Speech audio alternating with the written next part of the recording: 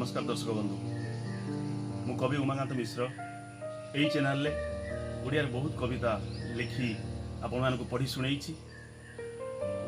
किछि गल्प किछि कविता कार्यक्रम पुणी आपण मानक पाखरे एक नूतन धरणर कविता लिखि आपण मानक शुणाइबी।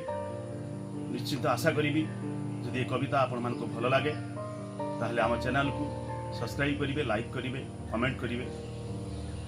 आज जो कविताटी आपण मानकु पढ़ी शुणाइबी मो स्वलिखित जे आपण माने समाज रे जेभली घटना सब घटुची मु मध्य कहिथिली आपण मानकु जे कोनसी घटना आपण मन रे उकी मारिला आपण पठेबे।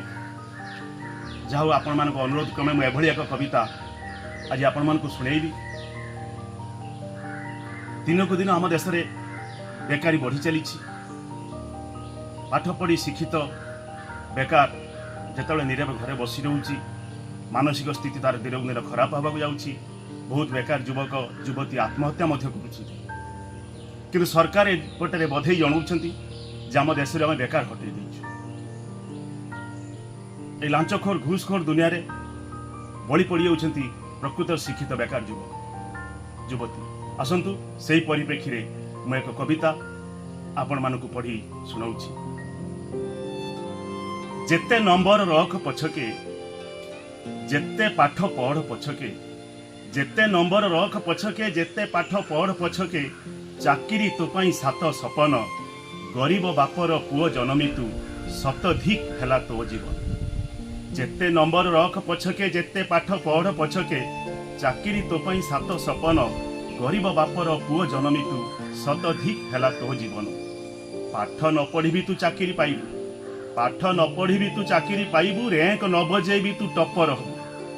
पचार तो बोपा रखिछि कि किछि गुप्त धन। लांच बिना एठी चाकिरी मिले ना, लांच बिना एठी चाकिरी मिले ना, पाठुआ को एठी केही पचारे ना। सेथि लागी नीति जाउछि केते जीवन। सबु परा एठी सला सुतर, सबु परा एठी सला सुतर, से ईडी हो कि क्राइम ब्रांच सबु संस्था एठी चाले मिछर। अरे तदंत पाई घरु आसिला बेलू घरणी को सी कही आसी आज गोटे बड़ केस पाइछि फेरिला बेलू तो पाई आनिबी भल देखी गोटे हीरार हार। परा एठी सला सुतर, सबु परा एठी सला सुतर, से ईडी हो कि क्राइम ब्रांच सबु संस्था एठी चाले मिछर। सबु परा एठी सला सुतर, से ईडी हो कि क्राइम ब्रांच सबु संस्था एठी चाले मिछर।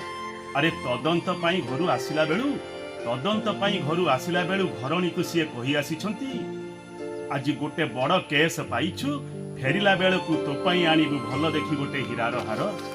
एणे आम सरकार बधई जनाती, एणे आम सरकार बधई जनाती हटेइछु आमे देशु बेकार, हटेइछु आमे देशु बेकार, हटेइछु आमे देशु बेकार।